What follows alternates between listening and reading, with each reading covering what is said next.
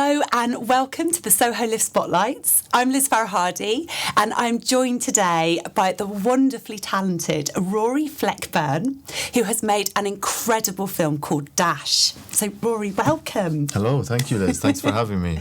Could you, for our audiences watching, just tell us, what is Dash about? Just sum it up for us. Well, it's about a stable hand in rural Ireland who is struggling with his sense of femininity in this rural landscape and his exploration of how to, I guess, articulate that. Right.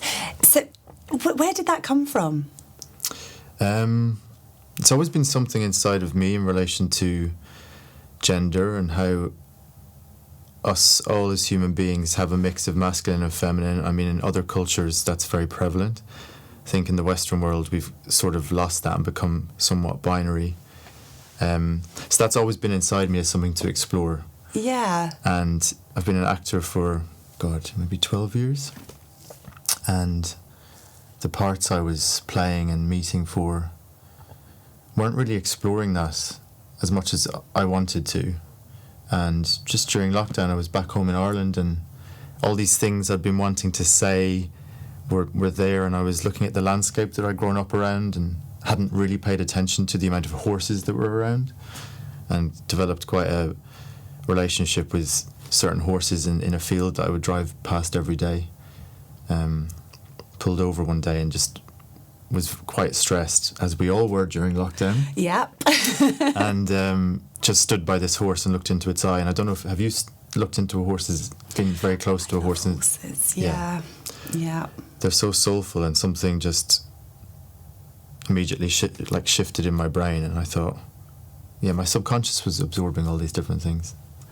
And you feel that the film is it's very deep, and it's really interesting. I love that it's in a rural setting, because diversity in rural settings has always been interesting. It is super interesting, right? Because we see a lot of representation now in relation to sexuality, gender spectrum stuff, but a lot of it can be in a city setting where a lot of the conversations are happening, but not in the country areas. No. And I mean, masculinity within manual labour, that's... Exactly. Super interesting, and I'm endlessly fascinated by that. Yeah. And for me, it's that intersection of like a masculine setting, whether it be a building site or a stable yard, and then injecting environments like that with femininity.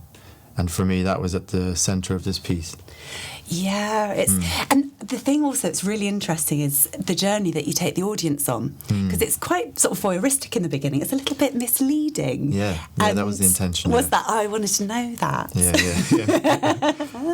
Yeah. Yeah, I'd read a script years ago, an independent script that I was sent as an actor, and there was something about it that really caught my attention, and it was a sexual awakening between two different characters, but it followed both their separate journeys, and something about that within a natural setting really stuck with me. And I think nothing's black and white in life. Yeah. And it's, especially in short films, narratives, you want to constantly be surprising an audience, because that challenges their own thinking. You can set something up and they might think a certain thing, but when it flips, it might lead them to, when they go home, start questioning their own thought process. Yeah, because you're not answering anything, are you? You're opening it up. It leaves a lot of questions and a lot of... I love that you felt that. That's very exciting. Oh, I really felt that. So, I mean, all of us watched it. We loved it. Other thing that was really interesting was the way you framed it. Where did that come from? A film called Mommy by Xavier Dolan. An amazing French-Canadian filmmaker. I saw this film when I was it 2015 maybe? And I watched it on my projector, and it was in a 1-to-1 aspect ratio, and it's the first time I've watched a film and it felt like it went into my bloodstream.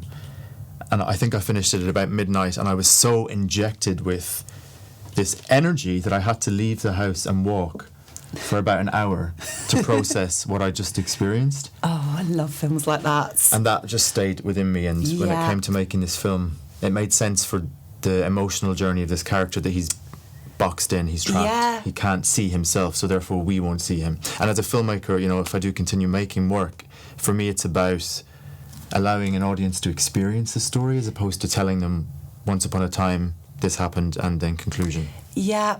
Well, I have to say, after I'd watched Ash, it was one of those ones that I just kept thinking about, and I kept different things. And funnily enough, one of the other team, same thing. He'd phoned me up the next day and went, "Do you know, I went to bed thinking about Dash all night, and I woke up and I was Really? Yeah. Oh so my it's God. yeah, No so one it's said lovely. that. That's so exciting. Yeah, it's really exciting. Wow. And so you said you made it during lockdown. Yeah. Well, how did you go about casting in it? Well, it was made through a scheme called Actors Creator that Screen Ireland and an acting school in Ireland called Bow Street Academy. They put out this funding for actors to conceive an idea. Right. So they gave 30 of us €2,500. I think they thought we'd go away and film like 5-minute films on our iPhones, but a lot of us went away and made full-blown short films. Brilliant. So the casting process... For the stable yard, I wanted to use non-actors, so people who were working the stable yard that I developed a relationship with. So all of those jockeys and the farm hand, and they work there. Right. And then a good friend of mine, Richard, he has a film festival in Kilkenny where I come from called Subtitle Film Festival. So he's in touch with loads of European actors.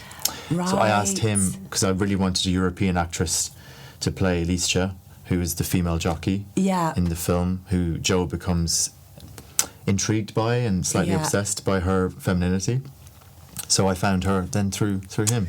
Oh, lovely. And the other people through the film are friends of mine who just came and jumped on board. Oh, I love it. Yeah. And so, did they, this scheme that you worked with, did they fund it all, or did you have to get funding from other places as well? They funded most of it. Well, I used the $2,500 very quickly.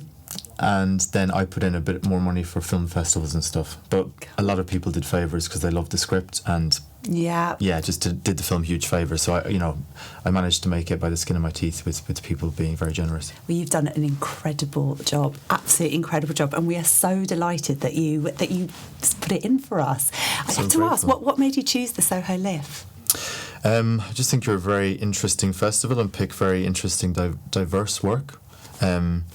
And for me, this film, it's important to get it in front of audiences who are LGBTQ+, but also people who don't identify as that and are more heterosexual, I guess. People who have... Because it's important for this film to get it viewed by people within that setting of heteronormativity, because it's meant to open up a question about masculinity as well. It's not just about gay men or about anyone struggling with... sexuality. It's more also about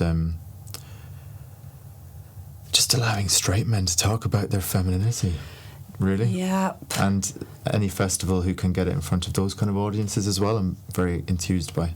Oh, yeah, over the moon to have that responsibility, and absolutely delighted. So thank you so much. You're very welcome, thank you. Oh, make sure you see Dash. It is absolutely incredible, and it makes you think, and it's a beautiful film as well. So watch it. Thank you.